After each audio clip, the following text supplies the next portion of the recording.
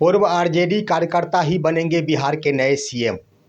RJD कार्यकर्ताओं में दौड़ेगी खुशी की लहर, अंदर अंदर पक रही नई सियासी खिचड़ी। दोस्तों नमस्कार, मैं हूं आपका दोस्त एसके चौधरी। एक बड़ी खबर दोस्तों कि आखिर आरजेडी के पूर्व कार्यकर्ता ही बिहार के नए सीएम बनने वाले हैं। और ये बात मैं नहीं कह रहा हूं दोस्तों, आरजेडी के राष्ट्रीय प्रवक्ता का कहना है। दोस्तों आरजेडी कार्यकर्ताओं में खुशी की लहर इसलिए दौड़ेगी कि आरजेडी के पूर्व कार्यकर्ता ही बिहार के नए सीएम बनने जा रहे हैं। इसी बीच दोस्तों आरजेडी के एक अन्य लीडर का कहना हुआ है कि अंदर अंदर नई सियासी खिचड़ी पक रही है। निशांत कुमार को भी अगर मुख्यमंत्री श्री नीतीश कुमार आगे करना चाहते हैं तो संख्या पूरी हो जाएगी, एक कोशिश तो करके देखें।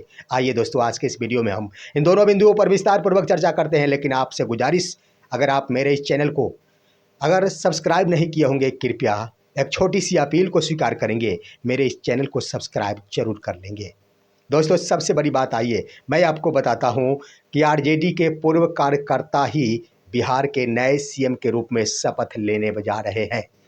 और इस बात की मुहर आरजेडी के राष्ट्रीय प्रवक्ता ने लगा दी है। जो ही यह खबर आखिर आरजेडी के कार्यकर्ताओं के बीच पहुंची है, आरजेडी कार्यकर्ताओं में खुशी की लहर भी दौड़नी शुरू हो गई है। ये भी बातें आखिर राष्ट्रीय प्रवक्ता ने ही कही है। आइए दोस्तों उसका प्रमाण मैं बताता हूं। उसके बाद मैं दोस्तों आपको बताऊंगा एक और बात कि आखिर अंदर ही अंदर नई सियासी खिचड़ी भी पक रही है। आरजेडी का एक नेता ने बड़ा बयान दिया है, लेकिन उससे पहले आइए आरजेडी प्रवक्ता ने जो भी बातें कही। दरअसल दोस्तों शक्ति सिंह यादव का बयान, और उन्होंने अपने मुख से बयान नहीं दिया है, उन्होंने पोस्ट किया है। वो पोस्ट भी आपके स्क्रीन पर दोस्तों क्या लिखते हैं आरजेडी प्रवक्ता शक्ति सिंह यादव। दोस्तों उन्होंने लिखा है, मुख्यमंत्री बीजेपी अपना बनाएंगे, इसमें ना कोई संदेह और ना ही अब कोई इसके सिवा कोई अन्य गुंजाइश है। इस रेस में कई लोगों के नाम है। इधर नीतीश कुमार सोच रहे हैं कि अगर सम्राट चौधरी बन जाएगा तो मेरी राजनीति का क्या होगा। हालांकि सम्राट चौधरी ने बीजेपी के अंदर अपने कर्तव्यों का बेबाकी से निर्वहन किया है। वहीं मुख्यमंत्री जैसे महत्वपूर्ण पद किसे भाजपा देगी, ये तो भाजपा का सवाल है। लेकिन मेरा ये जरूर मानना है कि सम्राट चौधरी उस रेस में एक नंबर पर है। हालांकि इस बात का जरूर फक्र है कि राजद में अपने युवा अवस्था से ही अपनी राजनीतिक पारी की शुरुआत करने वाले और राष्ट्रीय जनता दल के राजनीतिक विद्यालय में उन्होंने अपनी राजनीति की प्रारंभिक शिक्षा दीक्षा हासिल कर बिहार सरकार में पक्ष और विपक्ष की दोनों भूमिका अदा की है। कल को अगर सम्राट चौधरी सच में मुख्यमंत्री बनते हैं तो राजद का एक कार्यकर्ता इस बात से खुश होगा कि राजद वो पार्टी जहां का कार्यकर्ता दूसरे दलों में मुख्यमंत्री तक बनता है। जदयू में, कांग्रेस में, बीजेपी में अभी कई नेता मंत्री हैं जो अध्यक्ष की जिम्मेदारी जदयू में संभाला, कांग्रेस और बीजेपी तीनों में संभाला है। ये बातें दोस्तों आखिर आरजेडी के राष्ट्रीय प्रवक्ता शक्ति सिंह यादव के द्वारा एक्स हैंडल के माध्यम से पोस्ट किया गया। आप समझ गए होंगे क्या कहना है उनका। मैं एक बार संक्षिप्त में बता देना चाहता हूं दोस्तों। उनका सीधा सीधा कहना यह था कि अगर सम्राट चौधरी मुख्यमंत्री के रेस में है, और ये भी बात मैं स्पष्ट कर देना चाहूँगा दोस्तों कि आखिर बीजेपी की मंशा यानी अमित शाह और प्रधानमंत्री नरेंद्र मोदी की भी मंशा है कि सम्राट चौधरी ही मुख्यमंत्री की कुर्सी पर बैठे। और ये भी बात आखिर शक्ति सिंह यादव के द्वारा भी कह दिया गया कि मुख्यमंत्री के रेस में नंबर 1 पर सम्राट चौधरी है। और उन्होंने स्पष्ट की है कि सम्राट चौधरी इसलिए नंबर 1 पर है क्योंकि उन्होंने राजद की पाठशाला में क्लास की है, यानी इनके राजनीतिक कैरियर की शुरुआत आरजेडी से हुई थी। दोस्तों याद कीजिएगा, या फिर मैं बता देना चाहता हूं, आखिर सबसे पहले सम्राट चौधरी राबड़ी सरकार 1999 में डायरेक्ट ही मंत्री बन गए थे। कोई भी सदन के सदस्य वो नहीं थे, ना तो वो विधायक थे ना ही एमएलसी थे, लेकिन राबड़ी देवी ने उन्हें डायरेक्ट ही मंत्री बना दी थी। यानी कहने का अर्थ ये हुआ कि राजद की पाठशाला से ही पढ़े हैं सम्राट चौधरी, और राजद के स्तर से उन्हें तमाम गुणों से भंडारित किया गया है, जिसके कारण आज की तारीख में एनडीए में सीएम के रेस में सबसे एक नंबर पर रेस में उभर कर सामने आए हैं सम्राट चौधरी शक्ति सिंह यादव का कहना है कि भले ही दूसरे दल के ही सही, बीजेपी के ही सही, लेकिन मुख्यमंत्री की कुर्सी पर वो अगर बैठते हैं तो वो व्यक्ति को मैं दूसरा नहीं मानूंगा, मैं तो उसे आरजेडी का पूर्व कार्यकर्ता ही मानूंगा।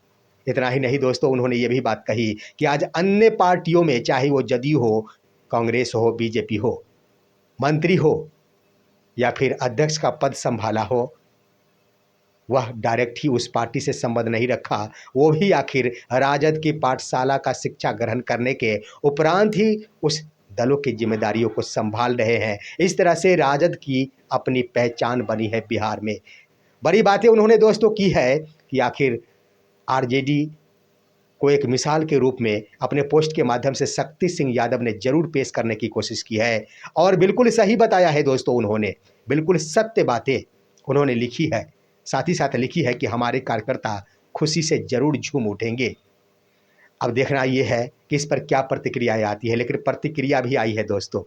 यहाँ पर भाजपा के प्रवक्ता के स्तर से कह दिया गया कि ये एनडीए के लोग हैं, बदल दिया गया है मौका दोस्तों, लेकिन मौका बदलने से क्या होगा ये तो स्पष्ट है, जग जाहिर है, हर कोई जानता है कि सम्राट चौधरी की राजनीतिक जीवन की शुरुआत आखिर आरजेडी से हुई थी, इसलिए तो इस तरह की बातें की जा रही है। लेकिन एक और बातें मैं दोस्तों बता देना चाहूँगा, वही बात कि आरजेडी के ही एक विधायक ने एक बड़ी बातें कह डाली है। आरजेडी के विधायक रणविजय साहू, जो समस्तीपुर के मोरवा विधानसभा क्षेत्र के अंतर्गत आरजेडी विधायक है, उन्होंने बड़ी बयान दी दोस्तों। उनका बयान क्या हुआ है दोस्तों? उनका कहना हुआ है कि 8 अप्रैल 2026 को नीतीश सरकार की अंतिम कैबिनेट की बैठक है, लेकिन उस बैठक में क्या नीतीश कुमार उन फैसलों पर मुहर लगा सकेंगे जो उन्होंने चुनाव के दरमियान आम जनता और युवाओं से वादा किया था? उन्होंने कह दिया कि वो चाहेंगे भी तो बीजेपी उन्हें ऐसा नहीं करने देगी, क्योंकि बीजेपी उन्हें कैद कर राज्यसभा भेज रही है। लेकिन एक और बड़ी बातें उन्होंने कह डाली दोस्तों कि आज की तारीख में देख लिया जाए, नीतीश कुमार के सामने ही निशांत कुमार बिहार का सीएम हो, इस तरह के नारे लग रहे हैं। नीतीश कुमार हंसते हुए और मुस्कुराते हुए निकल रहे हैं। इसका मतलब ये है कि अंदर खाने नीतीश कुमार के स्तर से नई सियासी खिचड़ी पका ली गई है और पकाई जा रही है। सब कुछ तय हो चुका है। आगे उन्होंने क्या कहा दोस्तों? यही बातें कि आखिर निशांत कुमार के नाम के बारे में नीतीश कुमार के सामने जयकारे लगाए जा रहे हैं, नारे लगाए जा रहे हैं। और इस पर भी मैंने कहा था दोस्तों, याद कीजिएगा, इसी मंच पर मैंने बीते एक दिन पहले कहा था कि दोनों डिप्टी सीएम के सामने निशांत के सीएम बनने के लगे नारे, दोनों डिप्टी सीएम हो गए भौचक्का। यही बातें मैंने कही थी और एक बार फिर से आरजेडी विधायक ने वही बातों को दोहरा दी है कि नीतीश कुमार मुस्कुराते हुए नजर आते हैं जब उनके बेटे का नाम सीएम के रेस में आम कार्यकर्ताओं के द्वारा लिया जाता है। एक बात उन्होंने जरूर कही है दोस्तों कि आखिर नीतीश कुमार के सामने निशांत कुमार को मुख्यमंत्री बनाने की अपीलें की जा रही है, तो नीतीश कुमार कम से कम एक कोशिश तो करे, संख्या बल पूरी हो जाएगी। ये कहना है आरजेडी विधायक का। इसका मतलब क्या हुआ दोस्तों? इसका मतलब ये हुआ कि अगर नीतीश कुमार की मंशा अभी भी बदल रही है, वो चाहते हैं कि अपने बेटे को ही मुख्यमंत्री की कुर्सी पर बिठाए, तो वो संख्या बल की चिंता छोड़ दे। 122 की संख्या कैसे पूरेगी, यह तो हमारी आरजेडी सोचेगी।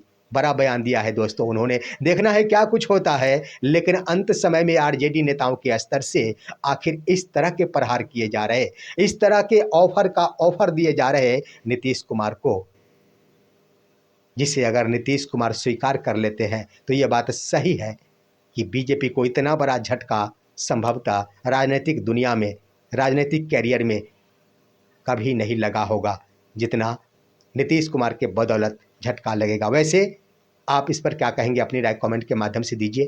हमारे इस वीडियो को ज़्यादा से ज़्यादा लाइक और शेयर कीजिए और अब दीजिए अपने दोस्त को इजाज़त। अगले वीडियो तक के लिए नमस्कार।